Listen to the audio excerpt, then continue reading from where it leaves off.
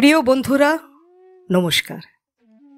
আজ শোনাব এই কাহিনীর শেষ অংশ। শোনাচ্ছি শরদিন্দু বন্দ্যোপাধ্যায়ের রচনা ঐতিহাসিক কাহিনী সমগ্র থেকে তুমি সন্ধ্যার মেঘ, ১৬ ও শেষ পর্ব। শঙ্খধ্বনি তুর্যধ্বনি করিয়া ডঙ্কা বাজাইয়া বিপুল বাহিনী মহাস্থানীয় হইতে নির্গত হইল। সর্পিল গতিতে মেখল পর্বতের পৃষ্ঠে আরোহণ করিয়া সোন নদের উৎস পরিক্রমণ করিয়া নদের পূর্ব পারে পৌঁছিল। তারপর তীর ধরিয়া ঈশান কোণ অভিমুখে চলিল। ওই দিকে মগধ। রাজ্যের মহামন্ত্রী ত্রিপুরীতে শূন্য পাল হইয়া রহিলেন। তাহার অধীনে কর্মসচিব হইয়া রহিল লম্বোদর। লম্বোদর অনুচ্চপদস্থ গুপ্তচর। এ পদ তাহার প্রাপ্য নয়, কিন্তু সে যৌবনশ্রীর পলায়নে বাধা দিয়া রাজার প্রিয় পাত্র হইয়াছিল। এ পদ তাহারই পুরস্কার। উপরন্তু মহামন্ত্রী মহাশয়ের মনে যদি পাপ থাকে, লম্বোদর তাহার উপর দৃষ্টি রাখিতে পারিবে। চক্রের ভিতর চক্র। পাটালিপুত্রেরও রণসজ্জা সম্পূর্ণ হইয়াছে। জাতবর্মা, বীরশ্রী ও শতহস্তীর উপস্থিত। গুপ্তচরেরা প্রত্যহ আসিয়া ত্রিপুরীর সংবাদ দিতেছে। লক্ষ্মীকর্ণ সোন নদকে পাশ কাটাইয়া পূর্বতটে উপস্থিত হইয়াছেন এবং শনৈ শনৈ অগ্রসর হইতেছেন। তিনি মগধের সীমান্তে পদার্পণ করিবার পূর্বেই তাহার পথরোধ করিতে হইবে। যুদ্ধের উদ্যোগ আয়োজনের মধ্যে যৌবনশ্রীকে উদ্ধার করিবার পরামর্শ চলিতেছে। মন্ত্রণা চক্রে আছেন বীরশ্রী, জাতবর্মা, বিগ্রহপাল, অনঙ্গ ও রন্তিদেব।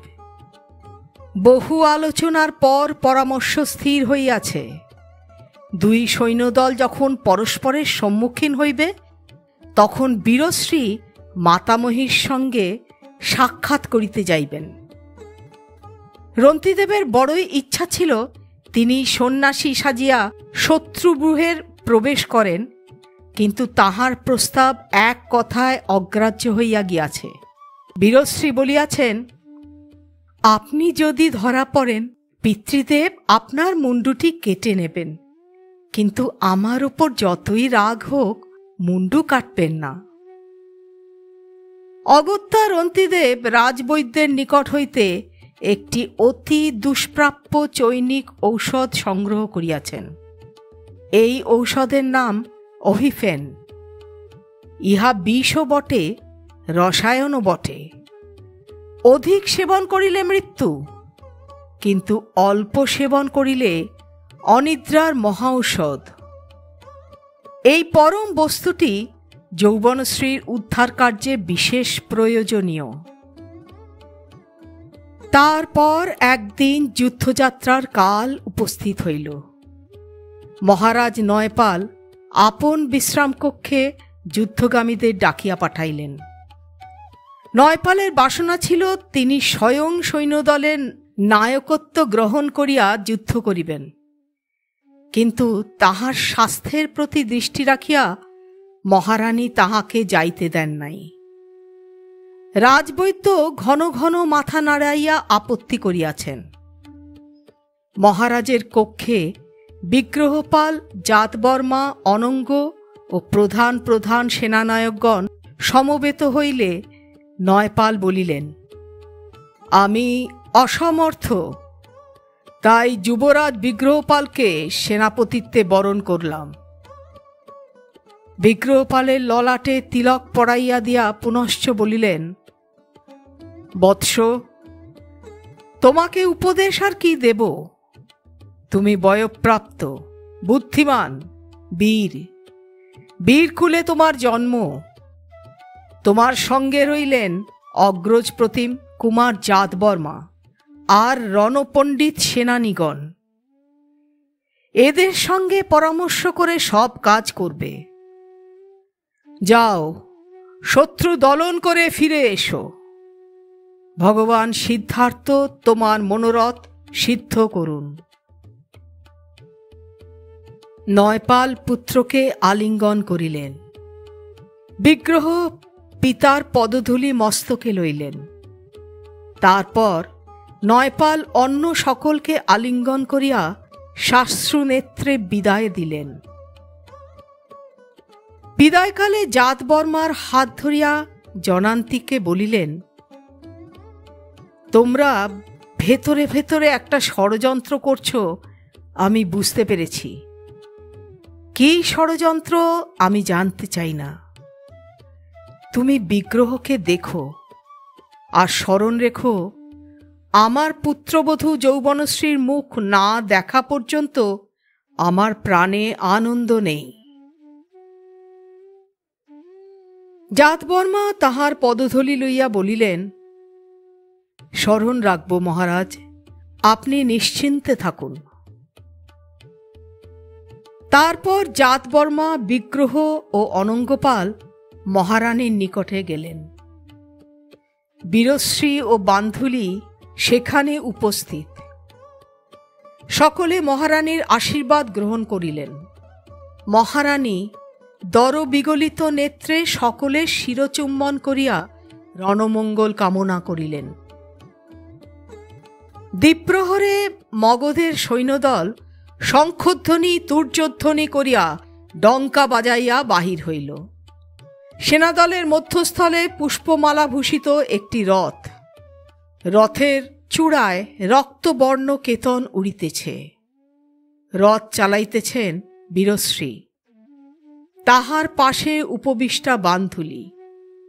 দিদিরানী যুদ্ধে যাইতেছেন, তাই বান্ধুলিকেও ধরিয়া রাখা যায় নাই।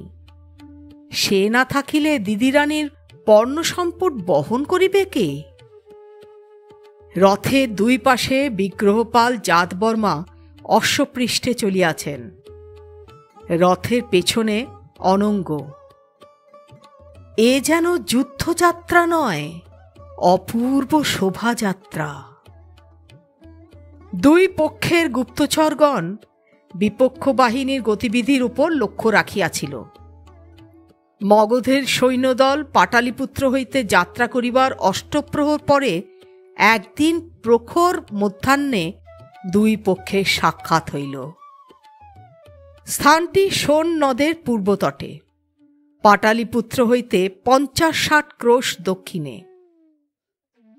নদের অববাহিকায় কোথাও ঊষর মুক্ত ভূমি, কোথাও বা শাল, তমাল, জম্বু, শালমলির বন। চেদি রাজ্য ও মগধের সীমান্ত এই জনবসতিহীন অরণ্য মেখলা দ্বারাই নির্দেশিত হইত। সুচিহ্নিত সীমারেখা ছিল না।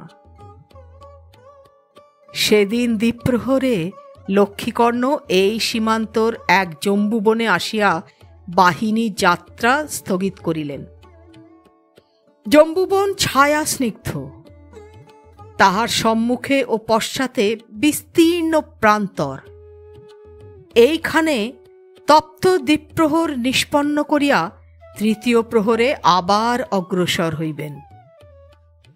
মগধের সৈন্যদল বেশি দূরে নয়, শীঘ্রই সাক্ষাৎকার ঘটিবে।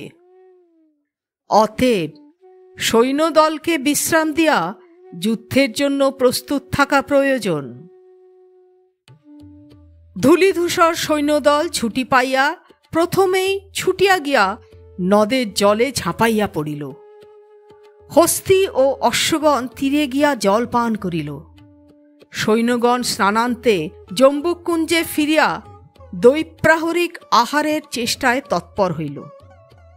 ঘোড়াগুলি নদীর তীরে সবুজ শস্প যাহা পাইল ছিঁড়িয়া খাইল। হস্তিযূথ জম্বুবৃক্ষের সপত্র সফল শাখাগুলি ভাঙিয়া চর্বণ করিতে লাগিল। সৈন্যমণ্ডলীর মধ্যস্থলে এক বিশাল জম্বুবৃক্ষতলে আসন পরিগ্রহণ করিয়া মহারাজ লক্ষ্মীকর্ণ একটি আস্ত কণ্টকী ফল সেবন করিয়া পিণ্ড পূজা সম্পন্ন করিলেন। সঙ্গে পরিপাকের জন্য 1 স্কন্ধ কদলী। রাজমাতা আন্দোলিকায় শুইয়া কেবল 1 ঘটিকা জল পান করিলেন। যৌবনশ্রী আহার্যের থালি হইতে 1 মুষ্টি ভিজা মুতক ডাল লইয়া মুখে দিলেন। সহসা সৈন্যদলের সম্মুখ ভাগ হইতে কড় কড় শব্দে পটহ বাজিয়া উঠিল। সৈন্যগণ যে যেমন অবস্থায় ছিল ক্ষণকাল তেমনই রহিল। তারপর হাতের কাজ ছাড়িয়া অস্ত্র ধরিল। লক্ষ্মীকর্ণ আসন ত্যাগ করিয়া নিমেষ মধ্যে উঠিয়া দাঁড়াইলেন। পটহধ্বনির সংকেত সুস্পষ্ট, শত্রু সৈন্য দেখা দিয়াছে। লক্ষ্মীকর্ণ লৌহ জালিকা ত্যাগ করেন নাই, তরবারি কটিতেই ছিল, কিন্তু হাতের কাছে যানবাহন ছিল না। তিনি মদমত্ত হস্তির ন্যায় সেনাদলের সম্মুখ দিকে চলিলেন। অনেক সৈনিকও সেই দিকে ছুটিয়াছিল। লক্ষ্মীকর্ণ তাহাদের মৃগযূথের ন্যায় 2 পাশে সরাইয়া দিয়া অগ্রসর হইলেন। মহারাজ সেনাদলের পুরোভাগে উপস্থিত হইলে পটহধ্বনি নীরব হইল। তিনি দেখিলেন সম্মুখে বিস্তীর্ণ প্রান্তর, দৈর্ঘ্যে প্রস্থে প্রায় 10 রজ্জু। প্রান্তরের পরপারে শালবন আরম্ভ হইয়াছে। শালবনের মাথা ভেদ করিয়া ধ্বজ শীর্ষে কেতন উড়িতেছে। কয়েকটি হস্তি বন হইতে বাহির হয়ে আসিয়া শুণ্ড আস্ফলন করিতেছে। বনের মধ্যে যত দূর দৃষ্টি যায় কাতারে কাতারে সৈন্য। তাহারাও প্রান্তরের পরপারে শত্রু সমাবেশ দেখিতে পাইয়াছে এবং ডঙ্কা বাজাইতেছে। মহারাজ লক্ষ্মীকর্ণ কিছুক্ষণ শানিত চক্ষে শালবনের দিকে চাহিয়া রইলেন। তাহার মস্তিষ্কে দ্রুত চিন্তার ক্রিয়া চলিতে লাগিল। এই সুযোগ, উহারা পথশ্রমে ক্লান্ত, ব্যূহ রচনার অবকাশ পায় নাই। আমার সৈন্যদল বিশ্রাম পাইয়াছে, আহার করিয়াছে। এখন যদি আক্রমণ করি, উহারা দাঁড়াইতে পারিবে না। ইতিমধ্যে লক্ষ্মীকর্ণের সেনানী দল তাহার পাশে আসিয়া দাঁড়াইয়াছিলেন। লক্ষ্মীকর্ণ তাহাদের দিকে ফিরিয়া বজ্রকণ্ঠে কহিলেন, দেখছ কি? ডঙ্কা বাজাও, শৃঙ্গ বাজাও। সৈন্যগণ প্রস্তুত হোক, এখনই ওদের আক্রমণ করব। আর কাল বিলম্ব নয়, সন্ধ্যার পূর্বেই অধম শত্রুকে ছিন্ন ভিন্ন করে দেব। ডঙ্কা ও শৃঙ্গ বাজিয়া উঠিল। ডঙ্ক ডঙ্ক, তুতুহু তুতুহু। এই বিপুল শব্দ সংঘট্টের সংকেত সৈন্যগণের অপরিচিত নয়। হস্তি, অশ্ব, রথ, পদাতি ছটিতে যুদ্ধের জন্য প্রস্তুত হইল। সেদিন লক্ষ্মীকর্ণ যদি মগধ বাহিনীকে আক্রমণ করিতে পারিতেন, তাহা হইলে ফল কিরূপ হইত বলা যায় না। হয়তো তিনি জয়লাভ করিতেন, কিন্তু তাহার আক্রমণ করা হইল না। বিধাতা বাদ সাধিলেন। সহসা সূর্যের মুখের উপর ছায়া পড়িল। চারিদিক ধূম্রবর্ণ হইয়া গেল। লক্ষ্মীকর্ণ চকিতে ঊর্ধ্বে চক্ষু তুলিলেন। নৈঋত হইতে যমদূতিকাকৃতি মেঘ ছুটিয়া আসিতেছে। নিদাঘের প্রমত্ত ঝঞ্ঝাবাত। দেখিতে দেখিতে ঝড় আসিয়া পড়িল। ঝকমক বিদ্যুৎ, কড় কড় বজ্র, শন শন ঝটিকা। মনে হইল উন্মুক্ত ঝটিকা জম্বুবনের বৃক্ষগুলিকে কেশ ধরিয়া নাড়া দিয়া উন্মোলিত করিয়া ফেরিবে। সেখান হইতে লাফাইয়া শালবনের উপরে গিয়া পড়িল। শালবন মথিত হইয়া গেল। ঝড়ের সঙ্গে নামিল বৃষ্টি, মুষল ধারায় বর্ষণ। হাতি ঘোড়া ভিজিতে লাগিল। সৈন্যদল ভিজিয়া কাদা হইল। মহারাজ লক্ষ্মীকর্ণ ভিজিলেন। আন্দোলিকার আবরণের জন্য অম্বিকা ও যৌবনশ্রী কিছু রক্ষা পাইলেন। আর এক বিপদ। জম্বু বৃক্ষের মোটা মোটা ডাল ঝড়ে ঝাঁকানিতে মর মর শব্দে ভাঙিয়া পড়িতে লাগিল। 2-4 জন সৈনিকের হাত পা ভাঙিল। কয়েকটা ঘোড়া ভয় পাইয়া ছুটিয়া পলাইল। হাতিগুলা আত্মরক্ষার চেষ্টায় সুর উঁচু করিয়া রহিল। 2 পক্ষের প্রায় সমান অবস্থা। ওপক্ষে বীরশ্রী, বান্ধুলি, জাতবর্মা, বিগ্রহপাল সকলে রথে বসিয়া ভিজিলেন। সৈন্যদের তো কথাই নাই। কেবল শাল গাছের ডাল অত পলকা নয়, তাই বেশি ভাঙিল না। এ দুর্যোগে কে যুদ্ধ করিবে? সকলে সাময়িকভাবে যুদ্ধচিন্তা ত্যাগ করিলেন। প্রায় 2 ঘটিকা মাতামাতি চলিবার পর ঝড় উড়িয়া গিয়া আকাশ আবার পরিষ্কার হইল। চতুর্দিক বর্ষণধ্বনিত সূর্যকিরণে ঝলমল করিয়া উঠিল। তখনও সূর্যাস্ত হইতে 2 ঘটিকা বিলম্ব আছে। এখন আর যুদ্ধ করিয়া লাভ নাই। আরম্ভ করিলে যুদ্ধ অমীমাংসিত থাকিয়া যাইবে। 2 পক্ষ বনের মধ্যে রাত্রি যাপনের ব্যবস্থা করিলেন। কয়েকটা শিবির পড়িল। যুদ্ধ হইবে কাল প্রাতে। 2 সৈন্যদল মুখোমুখি বসিয়াছে। মাঝখানে প্রান্তরের ব্যবধান। 2 পক্ষই সতর্ক আছে। জম্বুবন ও শালবন ঘিরিয়া রক্ষীরা ঘুরিয়া বেড়াইতেছে। বাদ্যকারের দল বনের কিনারে স্থানে স্থানে দাঁড়াইয়া বাহিরের দিকে লক্ষ্য করিতেছে। শত্রুপক্ষের কোনো প্রকার সন্দেহজনক কার্যকলাপ দেখিলেই ভেরি তুরি বাজাইয়া নিজ পক্ষকে সাবধান করিয়া দিবে। তখনও সূর্যাস্ত হইতে 2-3 দণ্ড বিলম্ব আছে। শালবনের ভিতর হইতে একটি রথ বাহির হইয়া আসিল। জম্বুবনের রক্ষীরা দেখিল রথটি ধীর মন্থর গমনে কণ্টকগুল্ম বাঁচাইয়া তাহাদের দিকেই আসিতেছে। সঙ্গে হস্তি, অশ্ব, পদাতিক নাই, কেবল একটি রথ। সকলে বিস্ময় বর্তুলিত চক্ষে চাহিয়া রহিল। রথটি অর্ধেক পথ আসিলে বিস্ময় আরো বাড়িয়া গেল। রথের সারথি স্ত্রীলোক, সঙ্গে আর কেহ নাই। স্ত্রীলোকটি রথ চালাইয়া একাকিনী আসিতেছে। অবশেষে রথ আসিয়া জম্বুবনের সম্মুখে দাঁড়াইল। রক্ষীরা রথ ঘিরিয়া ফেলিল। তাহারা পূর্বে বীরশ্রীকে দেখে নাই। ভাবিল, এ কি মগধের রাজ্যশ্রী? এমন নয়ন ভোলানো রূপ, এমন রত্নদূতির বিচ্ছুরিত বেশভূষা, এ রাজলক্ষ্মী না হইয়া যায় না।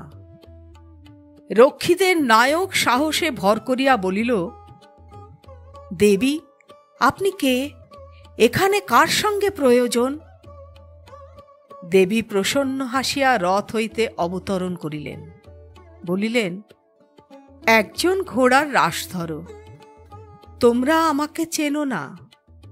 আমি মহারাজ লক্ষ্মীকর্ণদেবের কন্যা বীরশ্রী। সকলে মুখ বেদান করিয়া রহিল। বীরশ্রী রথ হইতে একটি জলপূর্ণ তাম্রকুণ্ড হাতে লইয়া বলিলেন, হাঁ করে দেখছ কি? রথের মধ্যে ঠাকুরের প্রসাদ আছে, বার করো। আমি ঠাকুরানীকে দেখতে এসেছি। কোথায় আছেন ঠাকুরানী? আমাকে সেখানে নিয়ে চলো। একজন রক্ষী রথ হইতে প্রকাণ্ড থালি বাহির করিল। থালির উপর স্তূপীকৃত মিষ্টান্নের গোলক। বীরশ্রী তাম্রকুণ্ড হস্তে মরাল গমনে জম্বুবনে প্রবেশ করিলেন। রক্ষী মিষ্টান্নের থালি হস্তে তাহাকে পথ দেখাইয়া লইয়া চলিল। বীরশ্রী শত্রু শিবির হইতে আসিয়াছেন, তাহার আদেশ যে অমান্য করা যাইতে পারে, এ কথা কাহারও মনে আসিল না। কেবল তিনি বনের মধ্যে অন্তর্হিত হইলে রক্ষীদের নায়ক একজনের কানে কানে কিছু বলিল। সে ছুটিয়া গেল মহারাজকে সংবাদ দিতে। জম্বুবনে ছায়াছন্ন অভ্যন্তরে কিছুক্ষণ চলিবার পর বীরশ্রী দেখিলেন বড় বড় কয়েকটি গাছের ফাঁকে ফাঁকে ঘন সন্নিবিষ্ট অনেকগুলি শিবির তোলা হইয়াছে। এই শিবিরগুলিতে রাজা, তাহার প্রধান সেনানীগণ, রাজমাতা এবং রাজকন্যার রাত্রিবাসের ব্যবস্থা হইয়াছে। সাধারণ সৈনিকদের জন্য কোনো ব্যবস্থা নাই। তাহারা যে যেখানে পাইবে মাটিতে শুইয়া রাত্রি কাটাইবে। মধ্যস্থলে রাজার শিবির, তাহার বাম পার্শ্বে কয়েকটি বৃক্ষের অন্তরে অন্তঃপুর, অর্থাৎ রাজমাতা, রাজকন্যা এবং তাহাদের চেটি কিঙ্করীদের বাসস্থল। মিষ্টান্নে থালি লইয়া রক্ষী সেই দিকে চলিল। বীরশ্রী তাহার অনুসরণ করিলেন। জম্বুবনের মধ্যে দিনের আলো কমিয়া আসিতেছে। এখনো শিবির ঘিরিয়া পাহারা বসে নাই। একটি বস্ত্রাবাসের সম্মুখে আসিয়া রক্ষী দাঁড়াইল, বলিল, এটি রাজমাতার শিবির। বীরশ্রী শিবিরে প্রবেশ করিলেন। রক্ষী দ্বারের কাছে থালি নামাইয়া দিয়া চলিয়া গেল। শিবিরের মধ্যে দিবালোক নিঃশেষিত, এখনো দ্বীপ জ্বলে নাই। অম্বিকা একাকী শয্যায় শুইয়া আছেন। বীরশ্রী রস কণ্ঠে ডাকিলেন, দিদি। কর্কশ স্খলিত স্বরে অম্বিকা প্রশ্ন করিলেন, কে? আমি বীরা। জলের পাত্র রাখিয়া বীরশ্রী পিতামহীর শয্যা পার্শ্বে নতজানু হইলেন। অম্বিকা একটি বাহু দিয়া তাহাকে সবলে জড়াইয়া লইলেন। এইভাবে কিছুক্ষণ আলিঙ্গনবদ্ধ থাকিবার পর অন্ধকারে দুজনে কানে কানে কথা বলিতে লাগিলেন। দ্রুত নিম্নকণ্ঠে বার্তা বিনিময় হইল। ওদিকে মহারাজ লক্ষ্মীকর্ণের কাছে সংবাদ পৌঁছাইয়াছিল। তিনি তীরবিদ্ধ ব্যাঘ্রের ন্যায় লাফাইয়া উঠিলেন। কি এত বড় স্পর্ধা! শত্রুর পুত্রবধূ আমার শিবিরে আসিবে? আজ দেখিয়া লইব। বলা বাহুল্য, বীরশ্রী ও যাদবর্মা যে 100 রণহস্তি লইয়া নয়পালের পক্ষে যোগ দিয়াছেন, লক্ষ্মীকর্ণ গুপ্তচরের মুখে তাহা অবগত ছিলেন। মহারাজ লক্ষ্মীকর্ণ যখন মাতৃদেবীর শিবিরে প্রবেশ করিলেন, তখন শিবিরে দ্বীপ চলিয়াছে। উপস্থায়িকা 2 জন ভয় ভয় এক পাশে দাঁড়াইয়া আছে। বীরশ্রী পিতামহী শয্যা পাশে বসিয়াছিলেন। উঠিয়া আসিয়া সহজভাবে পিতাকে প্রণাম করিলেন। লক্ষ্মীকর্ণ জল জল চক্ষে চাহিয়া দন্তে দন্ত ঘর্ষণ করিলেন, বলিলেন, তুই কি জন্য এখানে এসেছিস? উপস্থায়িকারা মহারাজের মূর্তি দেখিয়া পা টিপিয়া টিপিয়া পলায়ন করিল। বীরশ্রী শান্ত স্বরে বলিলেন, আমি ঠাকুরানীকে দেখতে এসেছি। তার জন্য গঙ্গা জল আর দেবতার প্রসাদ এনেছি। লক্ষ্মীকর্ণ গর্জন করিলেন, গঙ্গা জল, প্রসাদ! দুষ্টা, তুই শত্রুর গুপ্তচর। তোকে পাঠিয়েছে সন্ধান নেবার জন্য।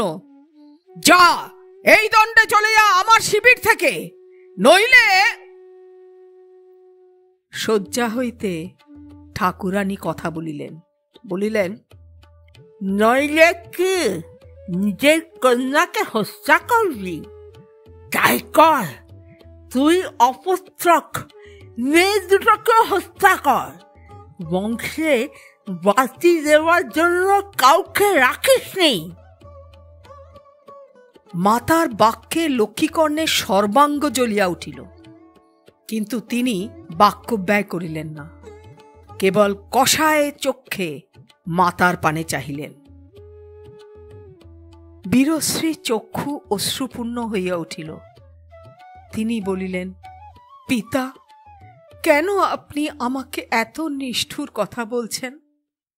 আমি কি আপনার কন্যা নই? লক্ষ্মীকর্ণ বলিলেন, কন্যা হলো তুই আমার শত্রু, তোরা সবাই আমার শত্রু। আমি ক্ষীর খাইয়ে কাল নাগিনী পুষেছি বলিয়া মাতার প্রতি অগ্নিদৃষ্টি নিক্ষেপ করিলেন। বীরশ্রী বলিলেন, পিতা, কেউ আপনার শত্রুতা করেনি। আপনি যৌবনশ্রীর স্বয়ংবর সভা আহ্বান করেছিলেন। যৌবনশ্রী নিজের মনোমতো বরের গলায় মালা দিয়েছে, এ কি তার দোষ? আপনি বাক্যদান করে কেন বিগ্রহপালকে স্বয়ংবর সভায় আহ্বান করেননি? এ কি যৌবনশ্রীর অপরাধ? পিতা, যারা আপনার একান্ত আপনজন তাদের আপনি পর করে দিয়েছেন। কিসের জন্য যুদ্ধ? জগতের চক্ষে বিগ্রহপাল যৌবনশ্রীর স্বামী, আপনি তার বিরুদ্ধে যুদ্ধযাত্রা করেছেন। যুদ্ধে পরাজয় জারি হোক, ইষ্ট কার হবে? পিতা, আমরা আপনার সন্তান, আপনি আমাদের প্রতি প্রসন্ন হন, ক্রোধ ত্যাগ করুন। লক্ষ্মীকর্ণ পদদাব করিয়া বলিলেন, না না না, যুদ্ধ হবে। আমি বুঝেছি, ধূর্ত নয়পাল তোকে পাঠিয়েছে চাটুবাক্যে আমাকে বশ করতে, কিন্তু তা হবার নয়। কাল যুদ্ধ হবে। তোর শ্বশুর যত হাতি পাঠাক, মগধ আমি ছাড়খাড় করব, নয়পালকে শুলে দেব, তারপর বঙ্গাল দেশে গিয়ে তোর শ্বশুরকে উৎখাত করব। আমার কুটুম্ব হয়ে আমার বিরুদ্ধে হাতি পাঠিয়েছে, এত বড় স্পর্ধা! বীরশ্রী অঞ্চলে অশ্রু মুছিয়া বলিলেন, ভালো, আপনার যা অভিরুচি তাই করবেন। নিয়তি কে খণ্ডাতে পারে? আমি আজ চক্রস্বামীর প্রসাদ এনেছিলাম, ভেবেছিলাম দেবতার প্রসাদে আপনার মন প্রসন্ন হবে। বীরশ্রী প্রসাদের থালি দুই হাতে ধরিয়া লক্ষ্মীকর্ণের সম্মুখে আসিয়া দাঁড়াইলেন, বলিলেন, পিতা, চক্রস্বামীর প্রসাদও কি আপনি গ্রহণ করবেন না? চক্রস্বামীর প্রসাদ অর্থাৎ বিষ্ণুর প্রসাদ। মহারাজ ধর্মে বৈষ্ণব, যুদ্ধের প্রাক্কালে ইষ্ট দেবতার প্রসাদ প্রত্যাখ্যান করা সমীচীন নয়। ফাঁপরে পড়িয়া মহারাজ এক খণ্ড মিষ্টান্ন তুলিয়া মুখে ফেলিলেন। বীরশ্রী বলিলেন, যাই, বাকি প্রসাদ পরিজনকে বিতরণ করে দিই। আমি বেশিক্ষণ থাকব না পিতা। ঠাকুরানী ও আপনার চরণ দর্শন করলাম, এবার যৌবনার সঙ্গে দুটো কথা বলেই চলে যাব। লক্ষ্মীকর্ণ গলার মধ্যে খুৎকার শব্দ করিয়া পদদাব করিতে করিতে প্রস্থান করিলেন। কন্যার সহিত বাগযুদ্ধে তিনি জয়ী হইতে পারেন নাই। কন্যাকে শাস্তি দেওয়াও সম্ভব নয়। এই খেদ বক্ষে লইয়া তিনি নিজ শিবিরে ফিরিয়া গেলেন এবং শয্যায় শয়ন করিলেন।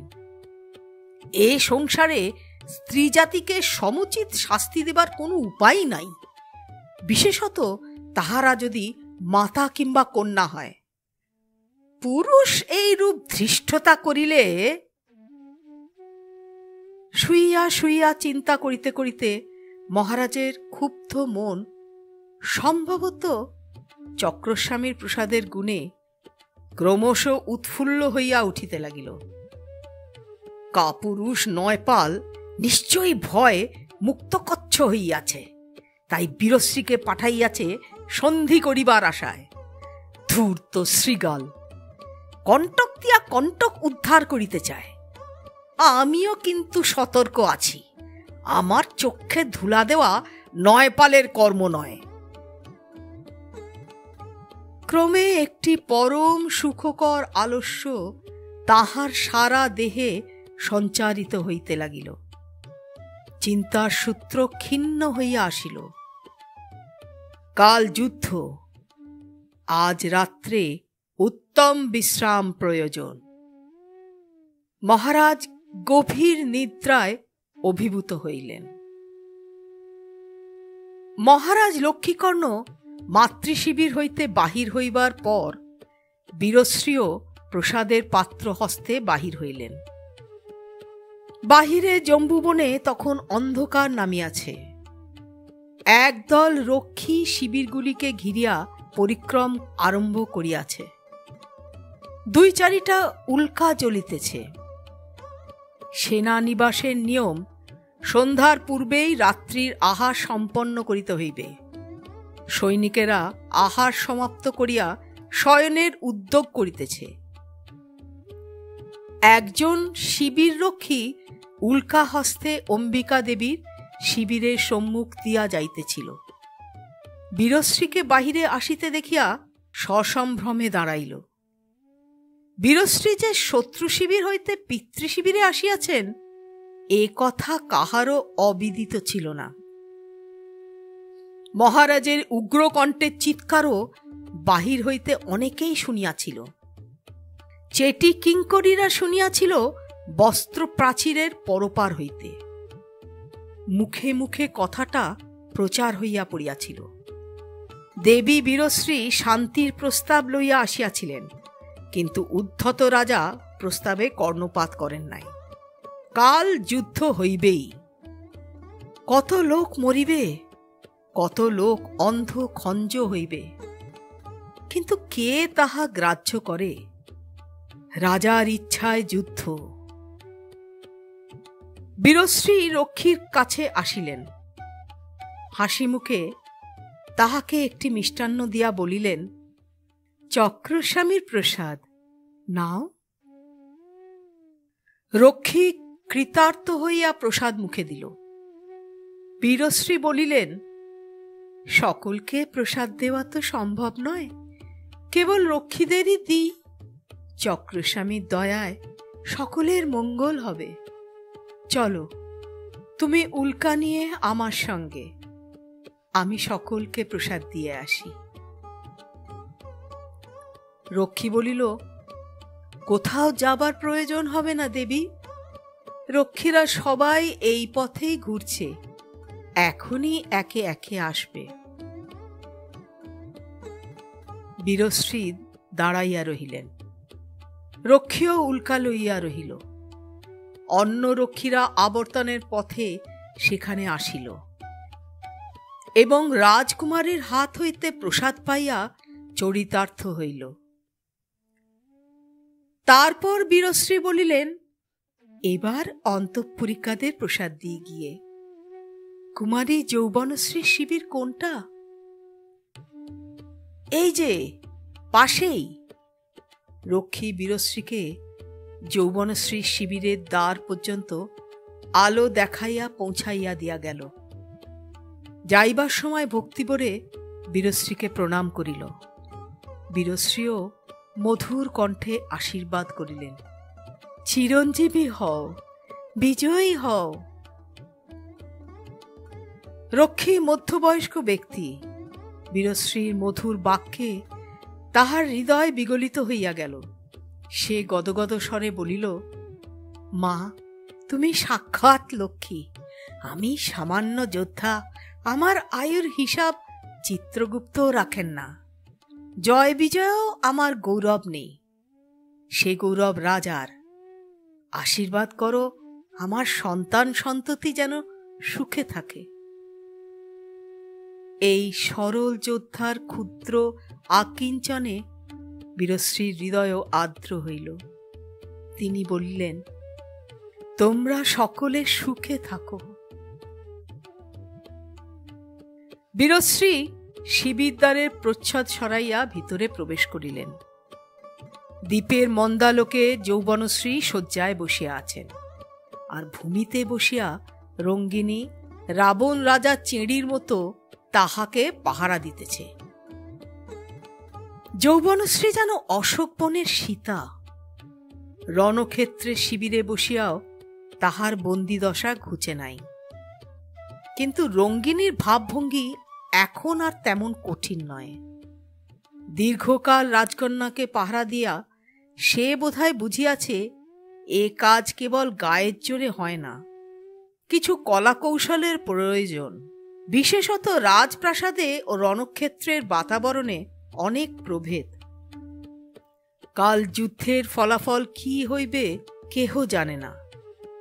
যদি লক্ষ্মীকর্ণ পরাজিত হন, তখন রঙ্গিনীর দশা কি হইবে? তাই বীরশ্রী ও যৌবনশ্রী যখন আলিঙ্গনবদ্ধ হইলেন, তখন সে বাধা দিল না।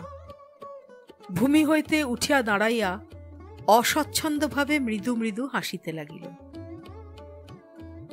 বীরশ্রী বাষ্পরুদ্ধ স্বরে বলিলেন, কি হয়ে গেছিস যৌবনা? যৌবনশ্রীর গণ্ডে 2 বিন্দু অশ্রু গড়াইয়া পড়িল। যৌবনশ্রীকে ছাড়িয়া বীরশ্রী আবার প্রসাদের থালি হাতে লইলেন। রঙ্গিনীর সম্মুখে কোনো কথাই হইতে পারে না। তিনি যৌবনশ্রীর সম্মুখে থালি ধরিয়া বলিলেন, চক্রস্বামীর প্রসাদ নেই যৌবনা। যৌবনশ্রী প্রসাদ হাতে লইবার পূর্বেই বীরশ্রী রঙ্গিনীর দিকে ফিরিয়া বলিলেন, তুমিও নাও, আর অন্য সব মেয়েদের ডেকে নিয়ে এসো, সকলকে প্রসাদ দেব। রঙ্গিনী তাড়াতাড়ি আসিয়া প্রসাদ লইয়া মুখে দিল।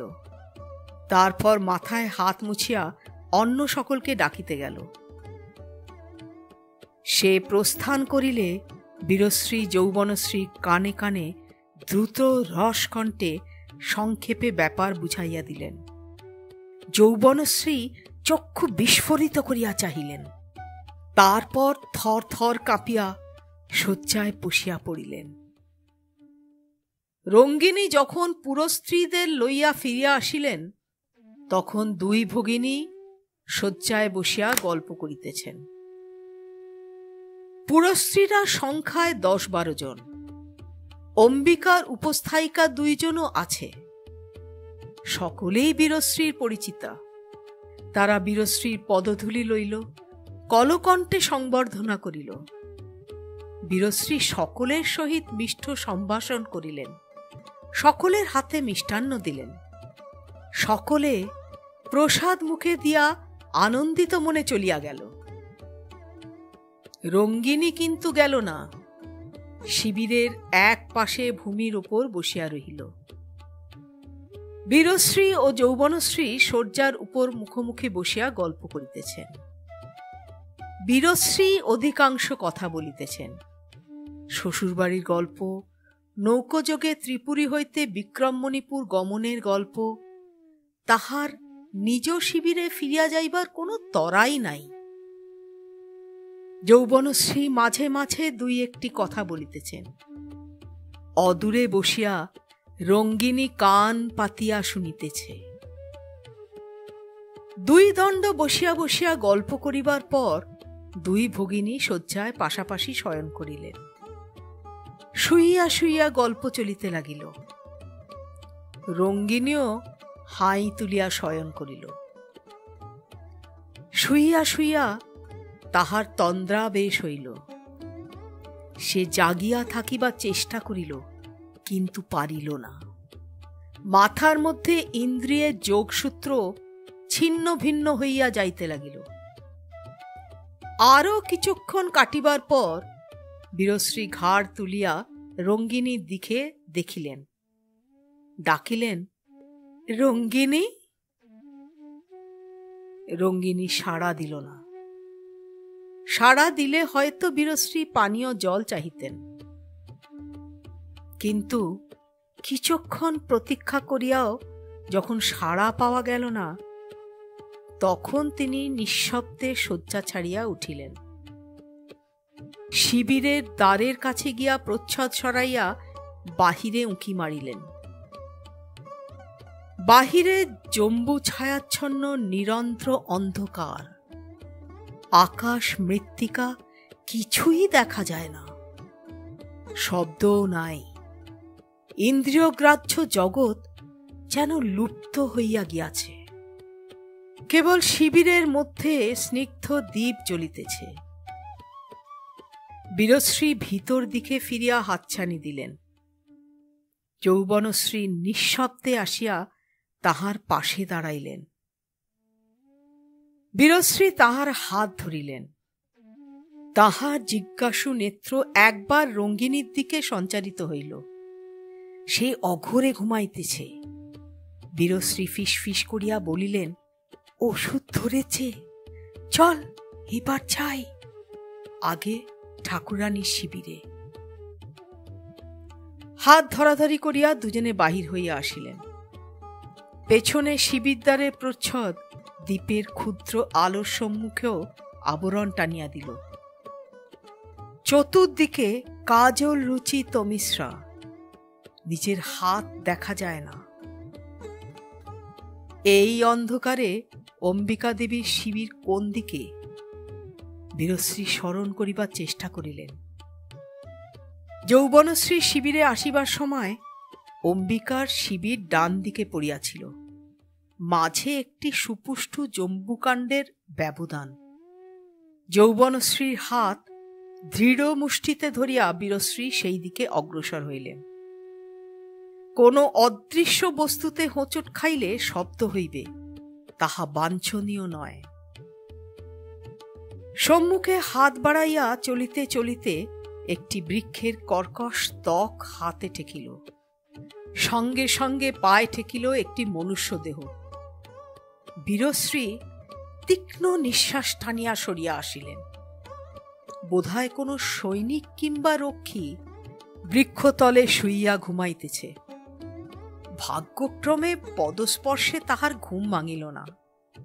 রক্ষী হইবে, চক্রস্বামীর প্রসাদে বুঁদ হইয়া ঘুমাইতেছে। সৈনিক হইলে ঘুম ভাঙিয়া যাইত। আরো সাবধানে দুজনে চলিলেন, একটু একটু পা বাড়াইয়া। অন্ধ কিঞ্চুলুক যেভাবে চলে, না আর কাহারও গায়ে পা ঠেকিল না। কিছুক্ষণ চলিবার পর হঠাৎ একটি ক্ষুদ্র আলোকের বিন্দু যৌবনশ্রীর চোখে পড়িল। মাটির উপর যেন একখণ্ড অঙ্গার জ্বলিয়া জ্বলিয়া ভস্মাবৃত হইয়াছে। যৌবনশ্রী দিদির হাত চাপিয়া অস্ফুট স্বরে বলিল, দিদি। বীরশ্রীও দেখিতে পাইলেন। নিঃশব্দে সেই দিকে কয়েক পা অগ্রসর হইয়া বুঝিতে পারিলেন অঙ্গার নয়, কোনো একটি শিবিরের প্রচ্ছদ নিম্নভাগে একটু সরিয়া গিয়াছে, ভিতরে আলো দেখা যাইতেছে। কাহার শিবির? যদি ঠাকুরানীর শিবির না হয়, যদি ভেতরে অন্য কেহ জাগিয়া থাকে? বীরশ্রী প্রচ্ছদের বাহিরে দাঁড়াইয়া ক্ষণেক কান পাতিয়া শুনিলেন, কিন্তু নিজের হৃদযন্ত্রের স্পন্দন ছাড়া আর কিছুই শুনিতে পাইলেন না। তখন তিনি ধীরে ধীরে পর্দার কোণ তুলিয়া উঁকি দিলেন। দ্বারের কাছে দুই উপস্থায়িকা হাত পা ছড়াইয়া পড়িয়া আছে। শয়নে অসম্বৃত ভঙ্গি দেখিয়া বোঝা যায় যে তাহারা গভীর নিদ্রায় মগ্ন। বীরশ্রী ও যৌবনশ্রী নির্ভয় শিবিরে প্রবেশ করিলেন। অম্বিকা জাগিয়াছিলেন, স্থির চক্ষে ঊর্ধ্ব দিকে চাহিয়া অপেক্ষা করিতেছিলেন। হাত তুলিয়া সংকেত করিলেন। তিনটি মাথা কিছুক্ষণ শয্যার উপর একত্র হইয়া রহিল। শেষে বীরশ্রী বলিলেন, দিদি, বাইরে বড় অন্ধকার, কোথায় যাচ্ছি বুঝতে পারছি না, ভয় হচ্ছে, যদি ধরা পড়ে যাই। ঠাকুরানী বলিলেন, এক কাজ কর, আমার শিবিরের প্রদীপ গালের বাহিরে নিয়ে গিয়ে রাখ, তবু খানিকটা দেখতে পাবি। বীরশ্রী বলিলেন, সে ভালো, হাতে প্রদীপ নিয়ে যাওয়া তো চলবে না। যে রক্ষীরা সামনের দিকে পাহারা দিচ্ছে তারা নিশ্চয়ই ঘুমোয়নি, আলো দেখলে তারা ধরে ফেলবে। অম্বিকা বলিলেন, হ্যাঁ, এবার তোরা যা, যত দেরি করবি ততই ধরা পড়ার ভয়। নিজের শিবিরে পৌঁছে একবার ডঙ্কায় ঘা দিতে বলিস, যাতে আমি শুনতে পাই। দুই ভগিনী আবার বাহির হইলেন। প্রথমে যৌবনশ্রী শিবির হইতে নির্গত হইলেন, পরে বীরশ্রী প্রদীপ হাতে লইয়া আসিলেন। তিনি প্রদীপটি দ্বারের সম্মুখে রাখিলেন। বাহিরের বাতাস নাই, প্রদীপ অকম্প শিখায় জ্বলিতে লাগিল। এতটুকু আলো বাহিরের সীমাহীন অন্ধকারের মধ্যে হারাইয়া গিয়াছে। তবু নিশ্ছিদ্র অন্ধকারের চেয়ে তো ভালো। নিজেকে দেখা যায়, পাশের মানুষকে দেখা যায়।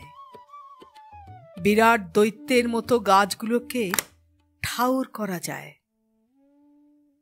কোন ক্রমে জম্বুবন পার হইতে পারিলে হয়তো নক্ষত্রের আলো পাওয়া যাইবে। প্রদীপ পশ্চাতে রাখিয়া দুইজনে পা বাড়াইলেন। অকস্মাৎ প্রলয়ঙ্কর শব্দে তাহার মাথার উপর আকাশ ভাঙিয়া পড়িল। ঢং ঢং ঢং ঢং শব্দ। সমস্ত জম্বুবন যেন এই শব্দের অট্টরোলে আলোড়িত হইয়া উঠিল। দুই ভগিনী ভয় পাইয়া পরস্পরকে জড়াইয়া ধরিলেন। মনে হইল সর্বনাশ হইয়াছে, সকলে জানিতে পারিয়াছে, তাহারা ধরা পড়িয়া গিয়াছেন। শব্দ যতটা ভয়ঙ্কর মনে হইয়াছিল, প্রকৃতপক্ষে ততটা ভয়ঙ্কর নয়। রাত্রির প্রথম প্রহর শেষ হইয়া দ্বিতীয় প্রহর আরম্ভ হইয়াছে। ঘটিকাশালার প্রহরী তাহাই ঘোষণা করিতেছে। প্রথম ভয় বিহ্বলতা কাটিয়া যাইবার পর দুজনে তাহা বুঝিতে পারিলেন। সঙ্গে সঙ্গে ইহাও বুঝিতে পারিলেন যে শিবির প্রহরী রক্ষীরা যতই ঘুমাক, জম্বুবনের কিনারে সীমান্ত রক্ষীরা সতর্কভাবে জাগিয়া আছে। দুইজনে আবার চলিলেন। কোন দিকে চলিয়াছেন তাহা জানেন না, কেবল প্রদীপ শিখাকে পশ্চাতে রাখিয়া চলিয়াছেন। একবার ভাঙা গাছের ডাল তাহাদের পথ রোধ করিল। তাহা এড়াইয়া বীরশ্রী একবার পিছন ফিরিয়া তাকাইলেন। আলোকরশ্মি দেখা যায় কি যায় না। আরো কিছু দূর চলিবার পর তাহারা হঠাৎ শক্ত হইয়া দাঁড়াইয়া পড়িলেন। সম্মুখে ও কি! অন্ধকারের মধ্যে আরো গাঢ় অন্ধকারের পিণ্ড যেন তাল পাকাইতেছে, সঙ্গে ফোঁস ফোঁস শব্দ, যেন কাহারা সমবেত নিঃশ্বাস ফেলিতেছে। একটি দীর্ঘ কালো হাত আসিয়া লঘুভাবে তাহাদের মস্তক স্পর্শ করিল। যৌবনশ্রী বলিলেন, দিদি, হাতি। দুই ভগিনী ঊর্ধ্বশ্বাসে পলায়ন করিলেন। অন্ধকারে অপরিচিত হস্তির মতো ভয়াবহ জীব আর নাই। বনের এক স্থানে সমস্ত রণহস্তি বাঁধা ছিল। বীরশ্রী ও যৌবনশ্রী একেবারে তাহাদের দঙ্গলের মধ্যে গিয়া পড়িয়াছিলেন। হাত ধরাধরি করিয়া ছুটিতে ছুটিতে তাহারা বার কয়েক হোঁচট খাইয়া পড়িয়া গেলেন। বসন ছিঁড়িয়া গেল, পায়ে কাঁটা ফুটিল। তারপর সহসা এক সময় আছাড় খাইয়া উঠিয়া তাহারা অনুভব করিলেন অন্ধকার যেন একটু তরল হইয়াছে। তাহারা চারিদিকে চাহিলেন। তারপর ঊর্ধ্বে চক্ষু তুলিয়া দেখিলেন আকাশে তারা মিটমিট করিতেছে। তাহলে তাহারা জম্বুবনের বাহিরে আসিয়াছেন। যাক, জম্বুবনের দুর্ভেদ্য গোলকধাঁধা হইতে নির্গত হইয়াছেন। কিন্তু কোন দিকে? সম্মুখ দিকে না পশ্চাৎ দিকে? নক্ষত্রের আলোকে যতটুকু অনুভব করা যায় তাহা নিতান্তই সীমাবদ্ধ। প্রান্তরের এখানে ওখানে দু চারিটি আগাছার গুল্ম রইয়াছে। একটা কণ্টক গুল্ম অসংখ্য খাদ্যতিকার জ্যোতির্লঙ্কার পড়িয়া ঝলমল করিতেছে, কিন্তু প্রান্তরের পরপারে শালবন আছে কিনা তাহা জানিবার উপায় নাই। তবু জম্বুবনের প্রহরীচক্র যে তাহারা নিরাপদে পার হইয়া আসিয়াছেন, ইহাই যথেষ্ট। এখন জম্বুবনকে পশ্চাতে রাখিয়া যত দূর যাওয়া যায় ততই মঙ্গল। দুই বোন আবার চলিতে লাগিলেন। জম্বুবনে বেশি কাঁটা ছিল না, এখানে 2 পা চলিলেই পায়ে কাঁটা ফোটে। কিছু দূর চলিয়া উভয়ই মাটিতে বসিয়া পড়িলেন। অনুভবের দ্বারা পায়ের কাঁটা তুলিয়া ফেলিতে লাগিলেন। একটি দীর্ঘকম্পিত নিঃশ্বাস যৌবনশ্রী বুক হইতে উচ্ছ্বসিত হইয়া উঠিল। বীরশ্রী বলিলেন, নিঃশ্বাস ফেলছিস কেন রে যৌবনা? যৌবনশ্রী বললেন, আমার জন্য তুই কত কষ্ট পেলি তাই ভেবে কান্না পাচ্ছে। বীরশ্রী বলিলেন, আমার কষ্টের কথাই ভাবছিস, তোর নিজের? যৌবনশ্রী বলিলেন, আমার আবার কষ্ট কি? আমি আমার স্বামীর কাছে যাচ্ছি, দরকার হলে আগুনের ওপর দিয়ে হেঁটে যেতে পারি। যৌবনশ্রীর এই স্বভাব বিরুদ্ধ প্রগল্ভতাটুকু বীরশ্রীর বড়ই মিষ্ট লাগিল। তিনি হাসিলেন, আমিও আমার স্বামীর কাছে যাচ্ছি, নে ওঠ। শিবিরে গিয়ে প্রথমেই বিগ্রহকে বলবি পায়ের কাঁটা তুলে দিতে। দুইজনে উঠিয়া দাঁড়াইলেন। যৌবনশ্রী বলিলেন, কিন্তু শিবির কোথায়? প্রশ্ন অনুত্তর রহিয়া গেল। এই সময় হঠাৎ সন্নিকট হইতে এক পাল অদৃশ্য শৃগাল হুক্কা হুয়া করিয়া ডাকিয়া উঠিল। দুইজনে থপ করিয়া বসিয়া পড়িলেন। শৃগালের হট্টকোলাহল থামিলে বীরশ্রী বলিলেন, তোর প্রেমের পথে যে এত কাঁটা তা কে জানত? শেষ পর্যন্ত শেয়াল কাঁটা। দেখছি আজ রাত্রিটা এই মাঠেই কাটাতে হবে, নইলে হয়তো পথ ভুলে আবার জম্বুবনেই ফিরে যাব। দিকভ্রম হয়েছে, ভোরের আলো ফুটলে তখন। যৌবনশ্রী বলিলেন, কিন্তু ভোরের আলো ফোটা পর্যন্ত মাঠে বসিয়া থাকার বিপদ আছে, তাহা বীরশ্রীও জানিতেন। ভোর হইলে কেবল তাহারাই চক্ষু পাইবেন তা নয়, জম্বুবনের প্রহরীরাও চক্ষু পাইবে। তখন সমস্যার সমাধান আসিল বিচিত্র রূপ ধরিয়া। নিশীথ রাত্রির নিস্তরঙ্গ বাতাসে দূর হইতে ভাসিয়া আসিল অতি মধুর বাঁশির সুর। বীরশ্রী বিদ্যুৎ স্পৃষ্টের ন্যায় শিহরিয়া যৌবনশ্রীর হাত চাপিয়া ধরিলেন। বলিলেন, ওই শোন যৌবনা, শুনতে পাচ্ছিস? যৌবনশ্রী উদ্বেলিত হৃদয়ে বলিলেন, পাচ্ছি, বাঁশির শব্দ। কে কে বাজাচ্ছে দিদি? বীরশ্রী ভগিনীর হাত ধরিয়া তুলিলেন। গাঢ় স্বরে বলিলেন, আর কে বাজাবে? ও বাঁশিতে ও সুর আর কে বাজাতে পারে? আয়, দিশা পেয়েছি। দুই ভগিনী বাঁশির স্বর লক্ষ্য করিয়া হরিণীর মতো ছুটিয়া চলিলেন। পায়ে কাঁটা ফুটিতে লাগিল, কিন্তু কেহই তাহা অনুভব করিলেন না।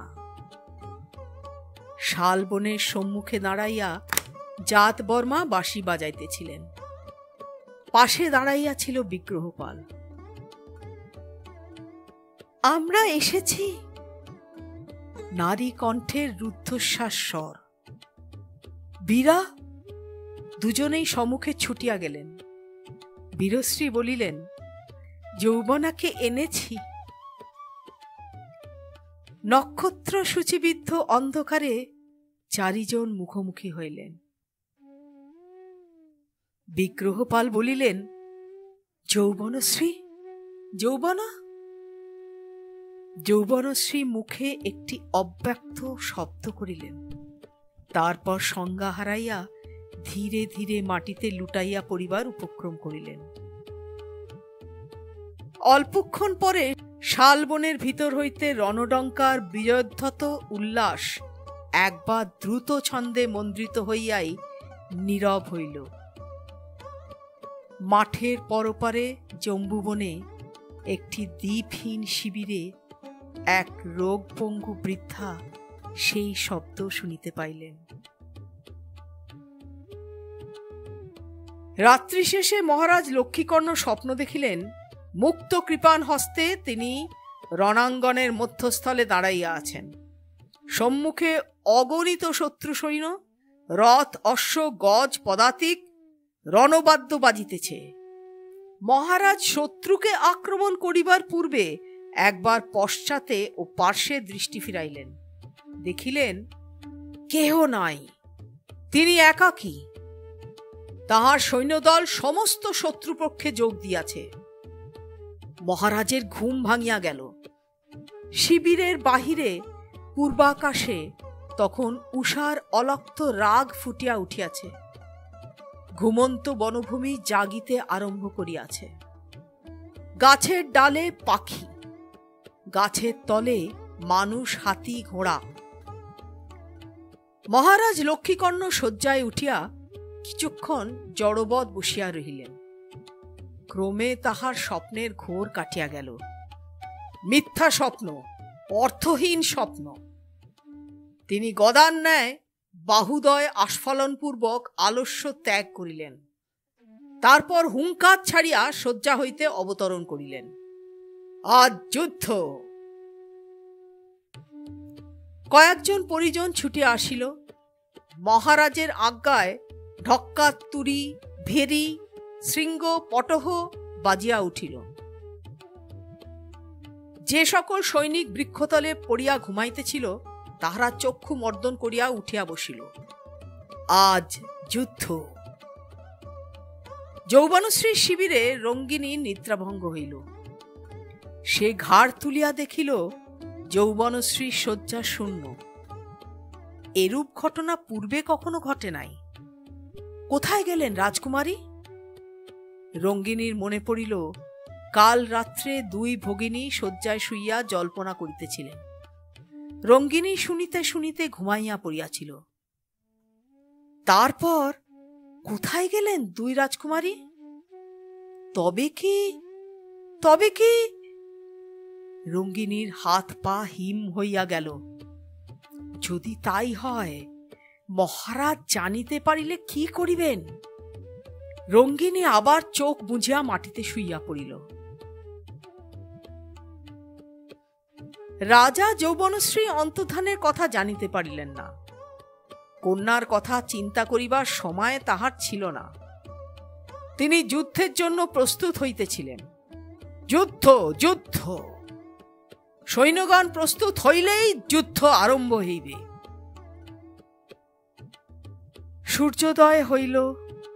দুই সৈন্যদল অস্ত্রে শস্ত্রে সুসজ্জিত হইয়া প্রান্তরের দুই প্রান্তে সারি দিয়া দাঁড়াইয়াছে। নববলের খেলায় যেরূপ বলবিন্যাস হয়, যুদ্ধক্ষেত্রে বলবিন্যাসও সেইরূপ। সম্মুখে পদাতিক সৈন্যের পংক্তি, তাহার পশ্চাতে রথ, অশ্ব, গজের শ্রেণী। শ্রেণীর মধ্যস্থলে রাজার রথ। দুই পক্ষে বিপুল বাদ্যোদ্যম আরম্ভ হইয়াছে। আকাশ বিদারী শব্দে চতুরঙ্গ সৈন্যের ধমনীতে রক্তস্রোত উষ্ণ হইয়া উঠিতেছে। মহারাজ লক্ষ্মীকর্ণের রথ সৈন্যবুহর মাঝখান হইতে বাহির হইয়া ধীর গমনে সম্মুখ দিকে চলিল। ইহা যুদ্ধারম্ভের সংকেত। সৈন্যদল জয়ধ্বনি করিতে করিতে রাজরথের পশ্চাতে অগ্রসর হইল। প্রায় সঙ্গে সঙ্গে মাঠের অপর প্রান্তে একটি রথ বাহির হইয়া আসিল। এত দূর হইতে রথের আরোহী দেখা যায় না। দুই সৈন্যদল পদভরে মেদিনী দলিত করিয়া পরস্পরের নিকটবর্তী হইতে লাগিল। মহারাজ লক্ষ্মীকর্ণ সারথীকে জিজ্ঞাসা করিলেন, সম্পদ, কার রথ চিনতে পারছিস? সম্পদ কিছুক্ষণ উত্তর দিল না। দুইটি রথ সৈন্যদল পশ্চাতে লইয়া আরও নিকটবর্তী হইল। মহারাজ কোষ হইতে অসি নিষ্কাশিত করিলেন। দুই রথ যখন 3 রজ্জু দূরে, তখন সম্পদ হঠাৎ বলিল, আয়ুষ্মান, ও রথ চালাচ্ছেন কুমারী যৌবনশ্রী। কি যৌবনশ্রী? মহারাজ হতভম্ব হইয়া চাহিলেন। হ্যাঁ, যৌবনশ্রী বটে। রথ চালাইতেছে সারথী বেশিনী যৌবনশ্রী, আর রথের রথী বিগ্রহপাল। মহারাজ লক্ষ্মীকর্ণ ক্ষণিকের জন্য দারুব্রহ্মের ন্যায় রথে বসিয়া রইলেন। তাহার মস্তিষ্কের মধ্যে কোন চিন্তার ক্রিয়া হইল তাহা নির্ণয় করা দুরূহ। বীরশ্রী যে এই জন্য আসিয়াছিল তাহা বুঝিতে তিলার্ধ বিলম্ব হইল না। স্বপ্নের কথাও মনে পড়িল। বীরশ্রী যৌবনশ্রী জাতবর্মা ছাড়িয়া গিয়াছে। যাহারা আছে তাহারাও ছাড়িয়া যাইবে। অতঃপর মহারাজ লক্ষ্মীকর্ণের মনে যে প্রতিক্রিয়া হইল তাহা অদ্ভুত। কুটিল মন স্বভাবতই বক্রপথে চলে। বিশেষত মহারাজ লক্ষ্মীকর্ণের মন শুধু কুটিল নয়, অত্যন্ত জটিল। তিনি এক অভাবনীয় কার্য করিলেন। থামা থামা, রথ থামা, সম্পদকে বলিলেন। সম্পদ রথ থামাইল। পশ্চাতে সৈন্যদল গতিরুদ্ধ করিয়া দাঁড়াইল। মহারাজ লক্ষ্মীকর্ণ এক লাফে রথ হইতে নামিলেন। হাতের তরবারি দূরে ফেলিয়া দিয়া উন্মত্ত দৈত্যের মতো বিগ্রহপালের রথের প্রতি ধাবিত হইলেন। বিগ্রহপালের রথ থামিয়া গিয়াছিল। তাহার পিছনে সৈন্যদলও থামিয়া গিয়াছিল। গগনভেদী বাদ্যোদ্দাম স্তব্ধ হইয়াছিল। যুদ্ধারম্ভে এইরূপ অচিন্তনীয় ব্যাপার পূর্বে কখনো ঘটে নাই। দুই পক্ষের সৈন্যদল মার্গার চলরুদ্ধ স্রোতস্বিনীর মতো ন যজৌ ন তস্থৌ হইয়া রহিল। মহারাজ লক্ষ্মীকর্ণ যদি অসি ফেলিয়া না দিতেন, তাহা হইলে তাহার কার্যের একটা অর্থ পাওয়া যাইত। কিন্তু এ কি? এরূপ আত্মঘাতী কার্য উন্মাদ ভিন্ন আর কে করিতে পারে? তবে কি লক্ষ্মীকর্ণ সত্যি উন্মাদ হইয়া গিয়াছেন? বিগ্রহপাল ব্যাপার দেখিয়া নিজ রথ হইতে অবতরণ করিলেন। লক্ষ্মীকর্ণের অভিপ্রায় কি তাহার জানা নাই, কিন্তু তিনি অস্ত্রত্যাগ করিয়াছেন। সুতরাং বিগ্রহপালও অস্ত্রত্যাগ করিয়া দাঁড়াইলেন। তাহা দেখিয়া যৌবনশ্রী ছুটিয়া আসিয়া স্বামীর সম্মুখে দাঁড়াইলেন, যেন নিজ দেহ দিয়ে স্বামীর দেহ রক্ষা করিবেন। বিগ্রহপাল তাহাকে সম্মুখ হইতে অপসারিত করিবার চেষ্টা করিলেন, কিন্তু যৌবনশ্রী অটল হইয়া রহিলেন। তাহার চক্ষে জল, অধরষ্টে কঠিন দৃঢ়তা। যদি মরিতেই হয়, দুইজনে একসঙ্গে মরিবেন। উন্মত্ত দৈত্য আসিয়া পড়িলেন। তারপর মুহূর্ত মধ্যে অদ্ভুত ব্যাপার ঘটিল। মহারাজ লক্ষ্মীকর্ণ কন্যা ও জামাতাকে দুইটি মার্জার শাবকের মতন অবহেলে তুলিয়া ধরিয়া নিজের স্কন্ধে স্থাপন করিলেন এবং উদ্যম তাণ্ডব নাচিতে শুরু করিলেন। তাহার কণ্ঠ হইতে মেঘগর্জনের ন্যায় শব্দ বাহির হইতে লাগিল। ধন্য ধন্য ধন্য আমার কন্যা, ধন্য আমার জামাতা, ধন্য ধন্য। যুদ্ধ হইল না, রক্তপাত হইল না। রণক্ষেত্র কোন মায়াবীর মন্ত্র বলে উৎসব ক্ষেত্রে পরিণত হইল। যে সৈন্যদল পরস্পর হানাহানি করিতে উদ্যত হইয়াছিল, তাহারা আনন্দে বিহ্বল হইয়া পরস্পর আলিঙ্গন করিল, হাত ধরাধরি করিয়া নৃত্য করিতে লাগিল। উগ্র রণবাদ্য পলকে পারস্য ত্যাগ করিয়া ডিমি ডিমি ডিমি ডিমি আনন্দধ্বনি করিয়া উঠিল। প্রলয়ঙ্কর মহাকাল আর এক বুড়ার কাণ্ড দেখিয়া সহাস্য শিব সুন্দর মূর্তি ধারণ করিলেন। জাতবর্মা, বীরশ্রী, অনঙ্গপাল, বান্ধুলি সকলে ছুটিয়া আসিয়া নৃত্যপরায়ণ লক্ষ্মীকর্ণকে ঘিরিয়া ধরিলেন। ক্রমে মহারাজ নৃত্য সম্বরণ করিয়া যৌবনশ্রী ও বিগ্রহপালকে স্কন্ধ হইতে নামাইয়া দিলেন। তারপর বিপুল বাহু দিয়া সকলকে আলিঙ্গন করিয়া ধরিলেন। বলিলেন, তোরা সবাই মিলে বুড়োকে ঠকিয়েছিস, কেউ মুক্তি পাবি না। চল ত্রিপুরী, সেখানে গিয়ে যৌবনার বিয়ে দেব। আমার বুড়ো মা কোথায়? তাকেও কি তোরা চুরি করে এনেছিস নাকি? সকলের চোখে আনন্দাশ্রু বহিল। আলিঙ্গন চক্রের কিনারা হইতে জ্যোতিষাচার্য রন্তিদেব বলিলেন, মহারাজ, আমার গণনা ফলেছে কিনা? মহারাজ রন্তিদেবকে শিখা ধরিয়া কাছে টানিয়া আনিলেন। বলিলেন, পণ্ডিত, আজ থেকে তুমি আমার সভা জ্যোতিষী। সেদিন ভারতের নাট্যমঞ্চে যে কৌতুক নাট্যের অভিনয় হইয়াছিল, যে নটনটিরা অভিনয় করিয়াছিল, তাহারা সন্ধ্যার রাঙা মেঘের মতো শূন্যে মিলাইয়া গিয়াছে। কোথায় যৌবনশ্রী, কোথায় বিগ্রহপাল? সেদিন ধীরে ধীরে নাট্যমঞ্চের উপর মহাকালের কৃষ্ণ যবনিকা নামিয়া আসিয়াছিল, প্রদীপ নিভিয়া গিয়াছিল। তারপর রঙ্গমঞ্চ যুগান্তকাল ধরিয়া তিমিরাবৃত ছিল।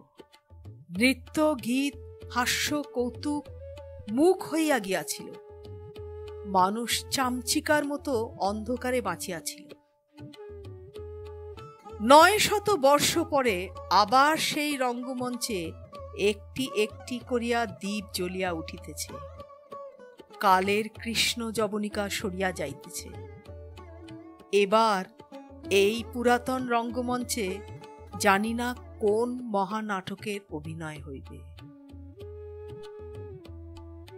এই কাহিনী আপনাদের কেমন লাগলো তা জানাতে ভুলবেন না। কিন্তু আপনাদের এই কমেন্ট আমাকে অনেক অনুপ্রেরণা জাগাবে।